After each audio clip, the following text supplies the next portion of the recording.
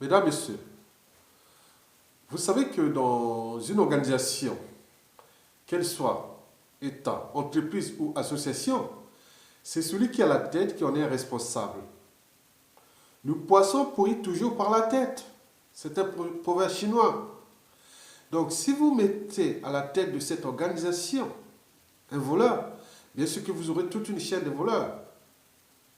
Oui, vous n'allez pas laisser la, la- la clé de votre maison à un voleur. Ça, c'est sûr et certain, vous aurez tout compris. Et aussi, vous n'avez pas laissé la garde de vos enfants à un criminel. Non, c'est pas possible.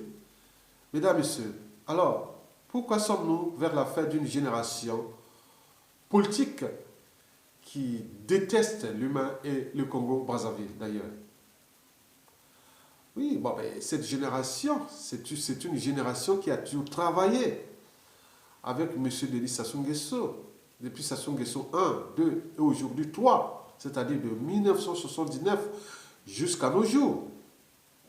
Elle est composée des individus de tout âge. Oui, parce qu'on peut être jeune et avoir un cerveau de vieux. Et on peut aussi être vieux et avoir un cerveau de jeune. On peut être jeune et être abruti, plus qu'un vieux. Donc, au sein du régime, il y a des jeunes qui vont de 20 jusqu'à 30, 40 ans. Et après, l'autre génération de 40 ans jusqu'à 70 ans, 80 ans. 90 ans d'ailleurs. Donc, c'est toute la génération qui est souillée par le régime, qui les a fabriqués. Sassou Nguesso a fabriqué cette génération qui travaille pour son compte, exclusivement pour son compte, de sa survie au pouvoir, qui est d'ailleurs à bout de souffle, au bout du rouleau. Mesdames, Messieurs, oui, bien sûr que cette génération, alors quelles sont les caractéristiques de cette génération? La première caractéristique est la suivante. Cette génération est majoritairement composée d'opportunistes, des gens sans conviction.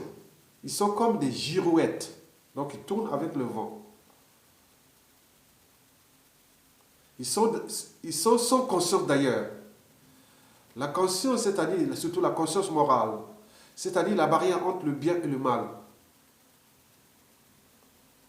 Les problématiques du bien commun, du destin commun, des codes publics, de l'avenir du pays, et tout ce qui touche le vivre ensemble, l'intérêt général. Et ça, ils ne connaissent pas.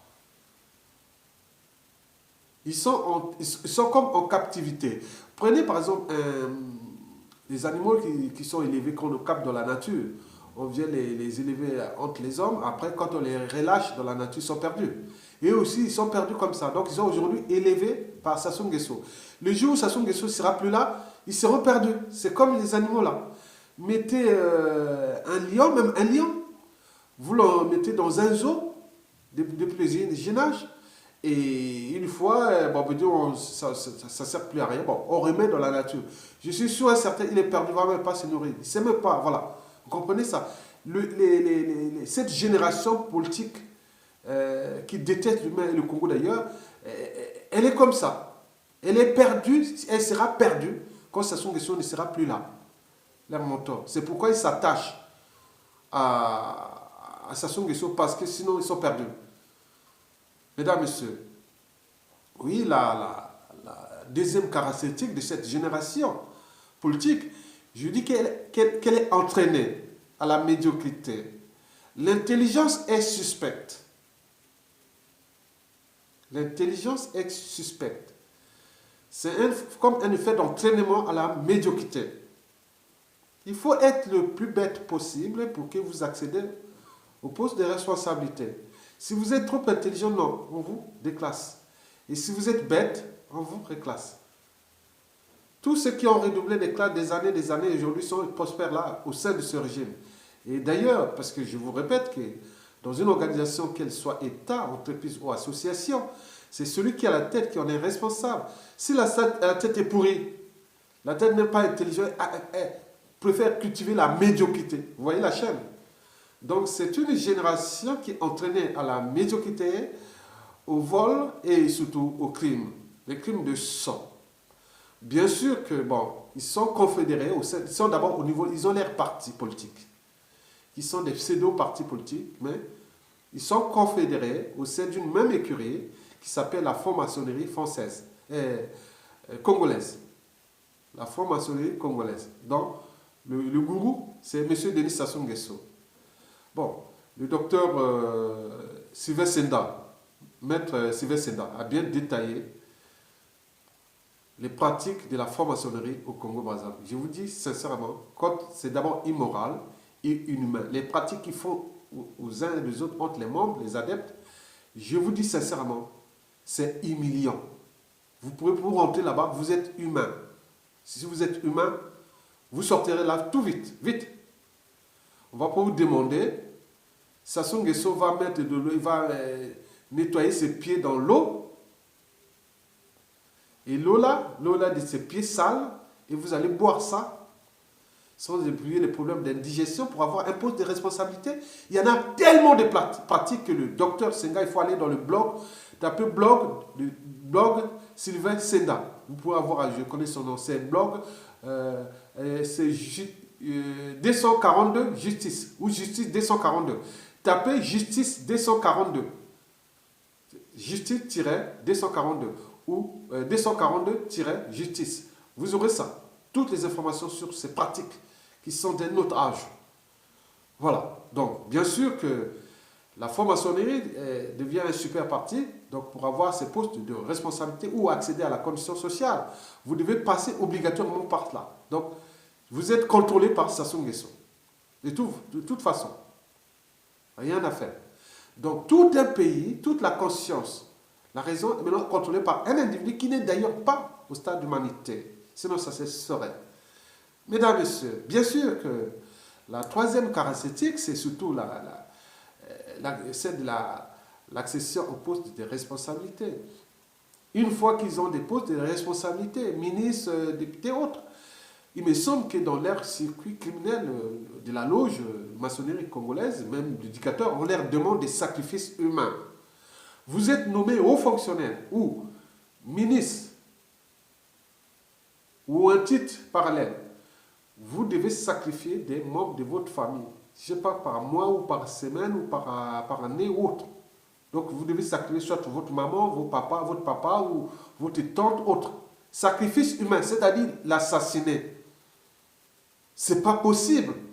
Il y a des gens, non, je ne peux pas faire ça. Oui, si vous voulez garder votre poste de responsabilité, voilà, donc c'est une écurie des criminels. Donc on rentre, ils sont dans le trou noir.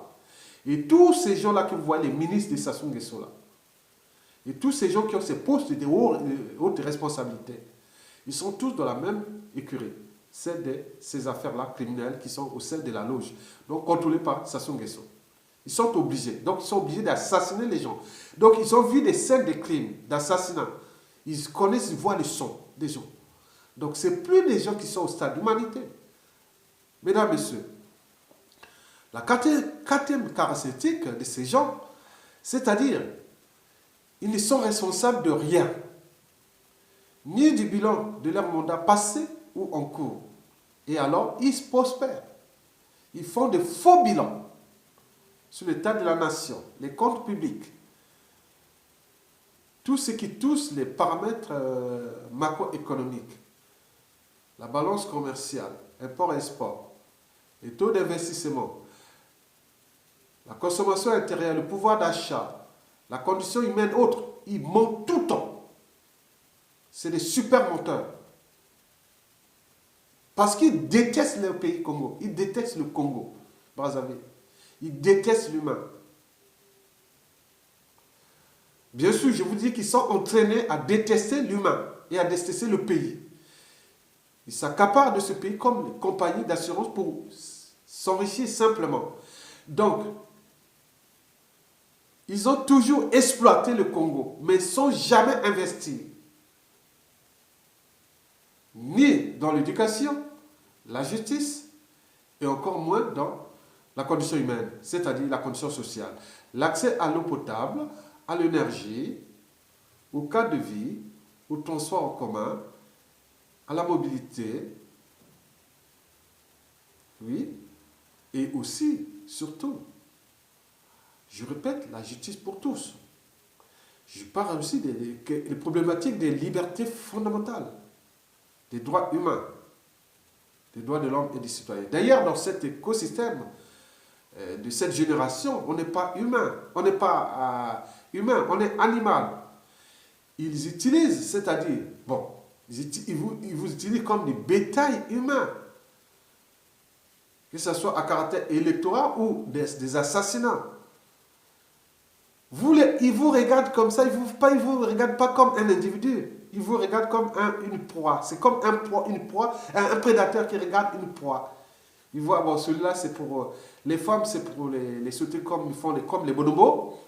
Et les autres humains sont pour assassiner, voilà, ou utiliser comme du bétail électoral, simplement pour tricher. Bien sûr qu'ils ils n'ont jamais été élus. Mais ils les utilisent comme pour montrer aux yeux de la communauté internationale qu'on a organisé au moins une élection, et voilà, voilà.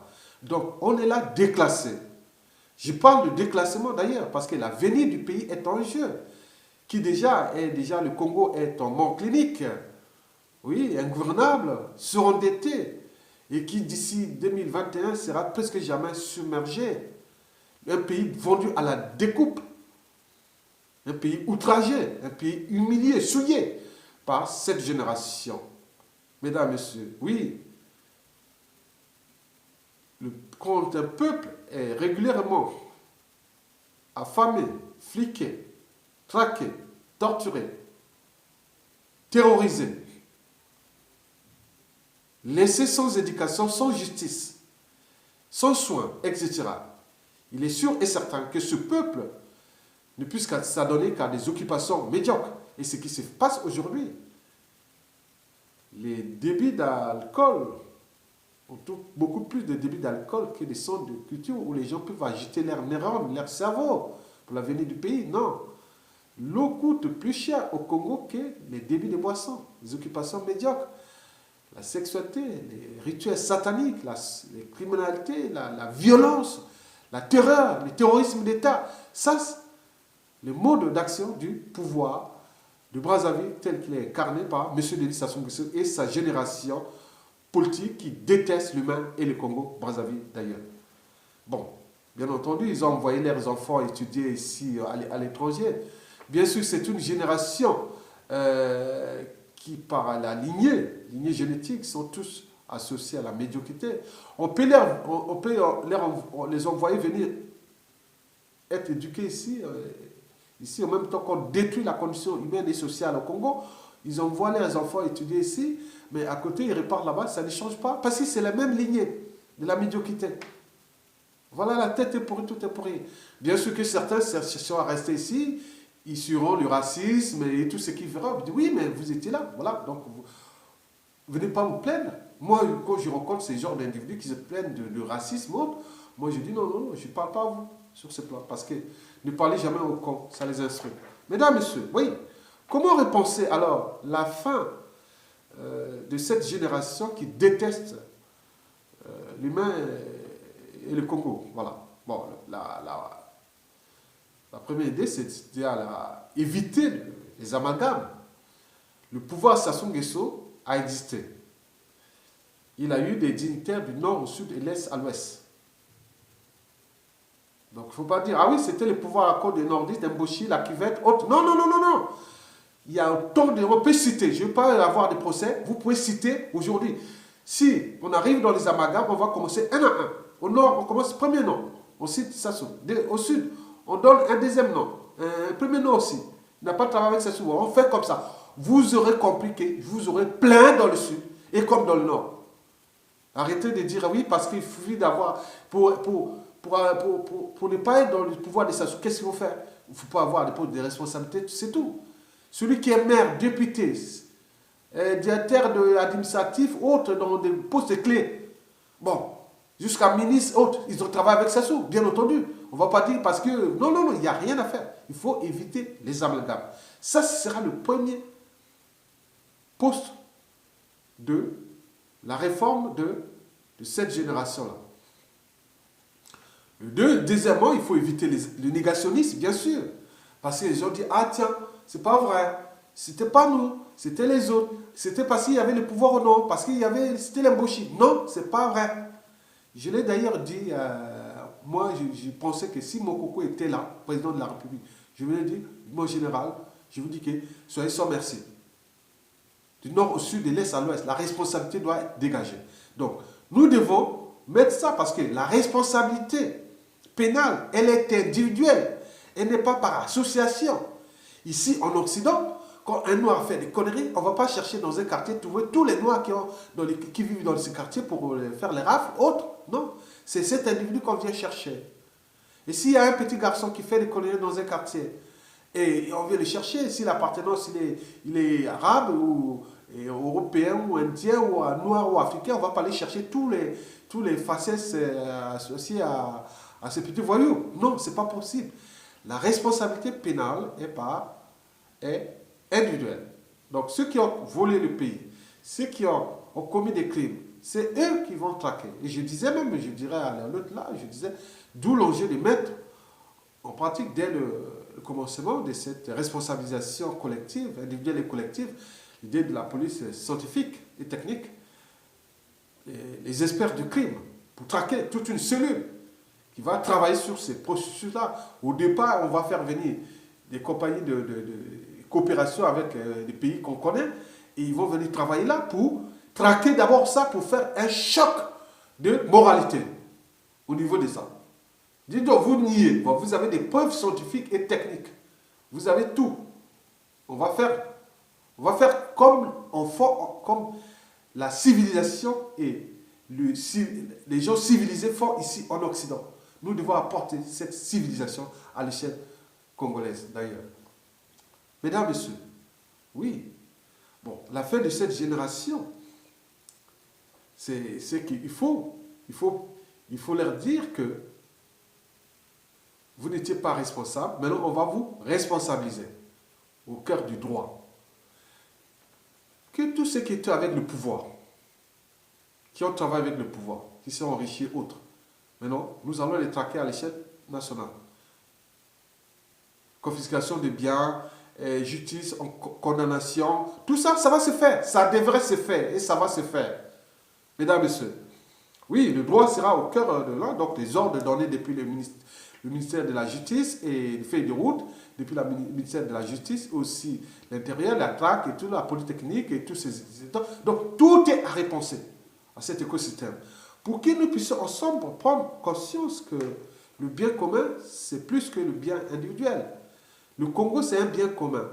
Donc demain, si vous venez, vous allez travailler pour l'intérêt général. Si vous avez des postes de haute responsabilité administrative ou politique, vous travaillez pour l'intérêt général, ce n'est pas pour vous. Si vous n'êtes pas capable, allez créer une association, une fondation, une entreprise pour vous-même, vous allez travailler ou rester, voilà, travailler fonctionnaire, voilà. Vous ne pouvez pas aller, ou employé ou salarié, voilà, vous ne pouvez pas s'accaparer d'un pays comme un bien privé. Vous privatisez les caisses de l'État, la représentation populaire, l'expression de la volonté populaire, et tout ça, c'est inhumain. C'est vu à un certain stade, c'est-à-dire le stade inférieur d'humanité. Donc, on ne fait pas du propre avec du sale. Donc, tous ceux qui sont même au niveau de la résistance, ceux qui ont commis des crimes, attendez, il ne faut pas dire que parce que j'étais dans la résistance, et que, bon, ben, pour moi, on fait faire des circonstances atténuantes. Bien sûr qu'il y aura des circonstances atténuantes, mais en contrepartie, vous allez d'abord, si votre nom est cité sur des crimes de sang et sur autres, des homicides involontaires ou volontaires, hein, des assassinats ou des meurtres, vous serez obligé de démissionner et aller. Voilà, ça sera comme ça, ce sera des règles comme ça. Vous démissionnez, vous allez suivre la justice, et après, si on vous condamne, vous allez faire la prison. Il n'y a pas de problème parce que j'étais à la résistance que... Non, il faut se responsabiliser. Et à la sortie de voie, bon, ben, si c'était dans un cas de circonstances atténuantes, bon, on peut vous faire sortir là, et après, bon, vous avez au moins été responsable. Vous êtes responsabilisé puisque vous avez été en prison. Voilà, ce n'est pas la prison du dictateur où il y a un pays sans foi ni loi. Ce n'est pas celle-là. C'est la vraie justice du peuple. Mesdames, Messieurs, bon. Après, le quatrième, il faut éviter le tribalisme, bien sûr. Le tribalisme sera là, au cœur de ceux qui vont avoir des postes de responsabilité. Il y aura des règles on va d'abord les établir pendant la période de transition, d'où la période de transition politique.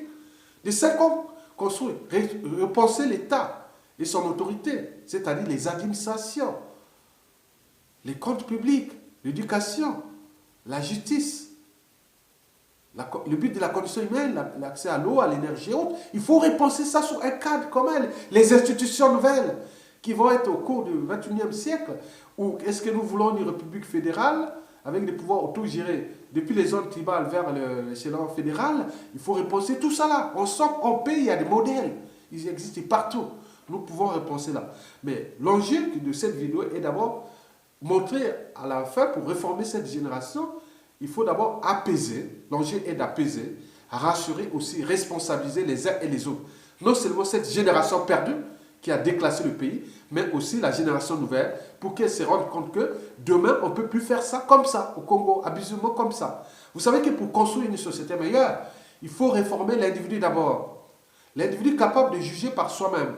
Celui qui sait gérer lui-même son cerveau. Au cœur de l'enjeu, surtout le droit. Le pur droit. Le droit sur autrui, les droits d'autrui, les droits privés, les droits publics. Mesdames, Messieurs, nous devons être au cœur du droit, de la justice, pour tous. On est au même niveau. Donc, nous devons mettre des outils pour qu'il n'y ait pas d'amalgame ou de négationnisme. Les outils existent. Nous avons les moyens, on va mettre des experts des enquêtes judiciaires et surtout criminelles, en tenant compte de la politique technique et scientifique. Parce que ces gens-là, il n'y aura plus de doute. Il faudra apporter un choc de moralité au sein de la population que, déjà en l'apaisant, que vous pouvez circuler maintenant librement dans le pays. La nuit comme le jour, vous êtes libre dans votre pays. Personne ne vous attaque. Celui qui vous attaque, s'il y a X criminel ou autre, s'il est retrouvé, il va passer le reste de sa vie en prison. Mais pas en prison, là. Ce sera type de bagne colonial. Oui, je suis l'adepte de construire une prison comme la jungle, une prison ouverte, où il n'y a qu'un toit, et il laisse là dans la jungle, sur, disons, 10 hectares, on met que des toits, et ils sont autour de la jungle, dans une vallée perdue, où il y a des moustiques, où il y a des insectes et autres, ils vont rester là-bas. Voilà. Ils ont un toit. Pour garder un peu l'humanité, on met un toit et un banc, il peut dormir, on lui laisse un petit drap, mais toute la journée, il est dans cet environnement où il y a beaucoup d'insectes carnivores et autres. Il va savoir ça qu'on ne détruit pas un pays comme ça. Ce que nous devons faire, ça devrait se faire. Donc, les gens qui sont des criminels du droit commun, des petits, tout simple, il n'y a pas de problème, ils resteront dans les prisons de la civilisation. Mais ceux qui ont commis des crimes pendant la dictature, qui seront traqués, seront mis dans cette prison qui sera dans une vallée perdue, soit dans le Mayombe, ou quelque part dans la Sangha, ou la Likwala, quelque part dans une vallée, on connaît des endroits, géologiquement, voilà, on voit. Il y a beaucoup d'insectes là-bas, carnivores, mais je suis sûr que certains, si vous passez un an là-bas, vous sortirez tout défilé. Ce n'est pas à cause des humains, vous allez vous battre avec des petites bestioles qui vont vous attaquer, les moustiques, les insectes carnivores, ils sont trop nombreux là-bas. Et vous allez souffrir. Et à ce moment-là, on viendra, voilà. Si vous mourrez, il n'y a pas de problème. Bon, ce n'est pas grave. Ça sera tolérance zéro. Donc, commencez à savoir que le Congo qui arrive, c'est un pays qui va avoir la dictature de la justice. Pour tous. Pour que nous puissions ensemble, vivre ensemble. La préservation des biens et des personnes. On ne tue pas l'humain comme ça. Mais ceux qui ont tué l'humain, nous aurons cette prison qui va être construite. Les coûts, on a tout dessiné cette prison. Le coût n'est pas élevé. C'est un petit truc. Si vous voulez trouver l'emplacement, là où il y a beaucoup plus d'insectes carnivores. Je les connais dans toute la région nord du Congo, on connaît des endroits. Donc on les mettra là-bas, surveillés par les gardes. Prison, voilà, donc on suit là. Mais eux, ils seront protégés voilà. Donc tout est déjà procès. Et à ce moment-là, ceux qui vont sortir là, 1000 personnes, 2000 personnes, qui seront là-bas, ils vont vivre dans les conditions. Chaque jour, on les ramène à manger. Voilà, on les jette à manger et ils restent là-bas. Et ceux qui meurent, s'il y a un signal qu'il y a un qui est mort, on vient le chercher le corps, on ramène. Et c'est comme ça sera comme ça. Mesdames, Messieurs, vous aurez tout compris. À bientôt.